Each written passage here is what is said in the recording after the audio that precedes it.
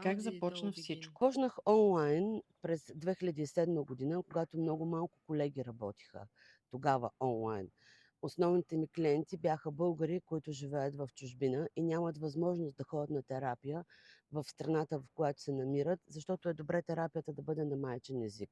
Това беше единствената възможност за тези хора да има специалист, с който да споделят, защото не е никак лесно да живееш в чужбина.